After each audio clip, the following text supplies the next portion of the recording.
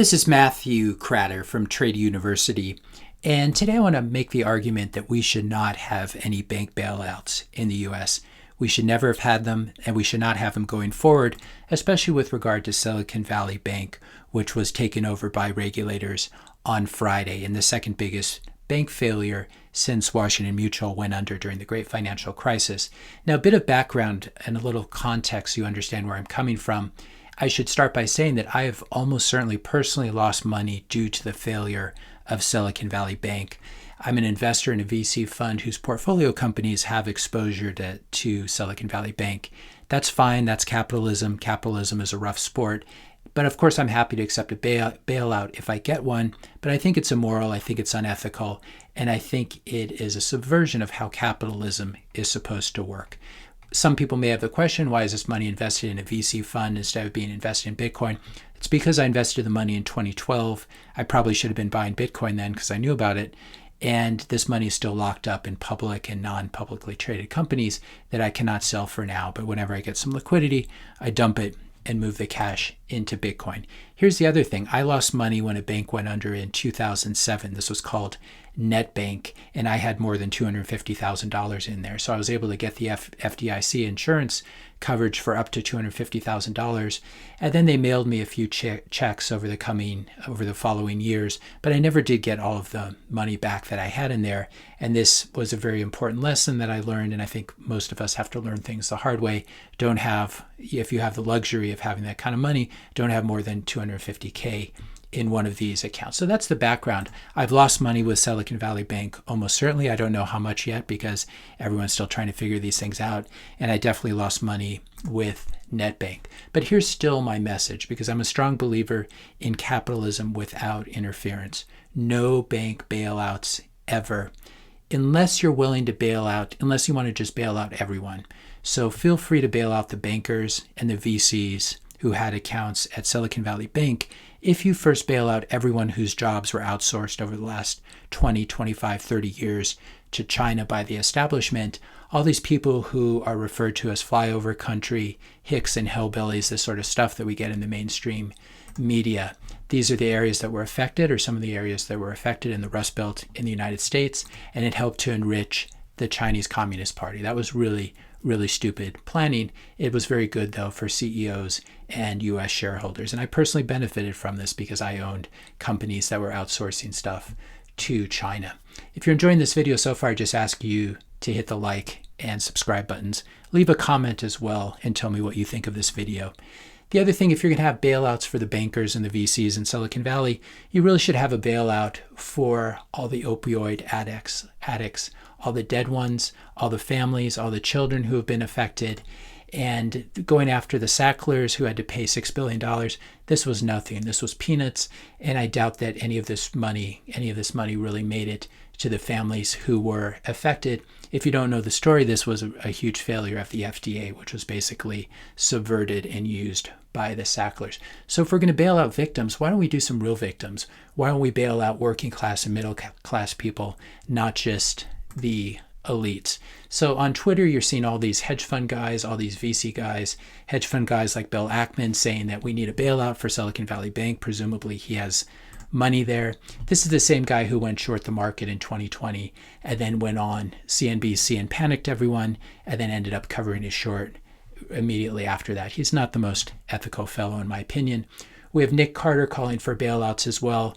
I do respect Nick. He's a very smart guy when it comes to Bitcoin, and I enjoy his historical Bitcoin writings.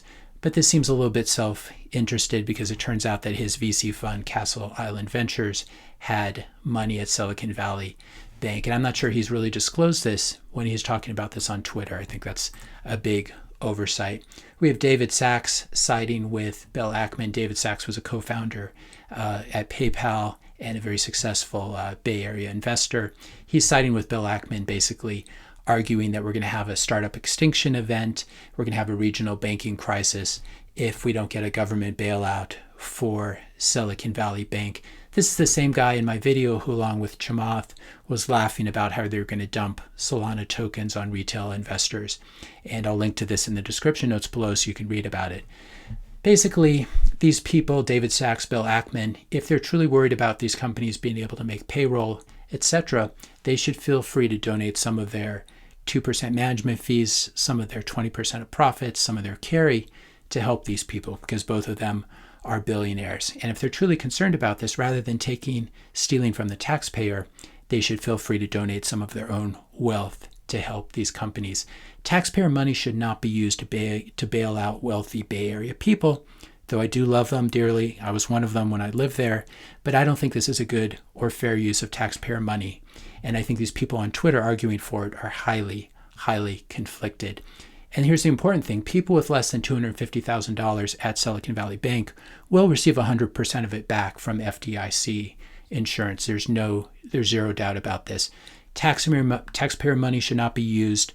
Also, Fed money, print or go burr money should not be used either, because if this is bailed out not using tax dollars, but using freshly printed dollars, which is where a lot of our government money comes from now because tax revenues do not cover government expenditures.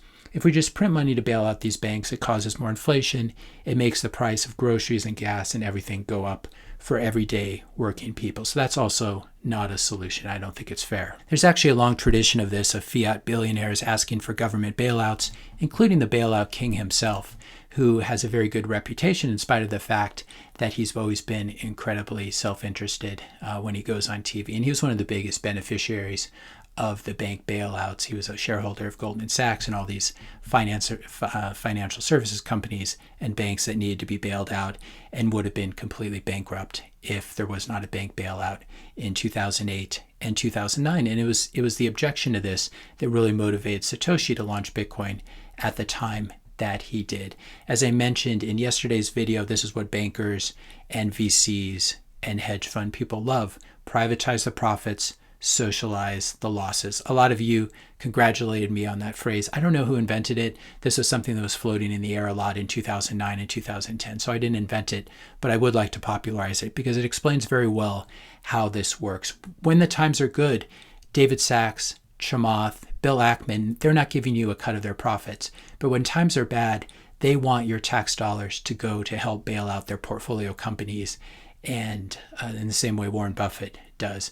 Same way Warren Buffett says, give me my Coke dividend, let rural America, let Mexico and India get obesity and diabetes. This is socializing the externalities, the bad effects of drinking a lot of Coke and pushing this poison. But Warren Buffett gets his Coke dividend.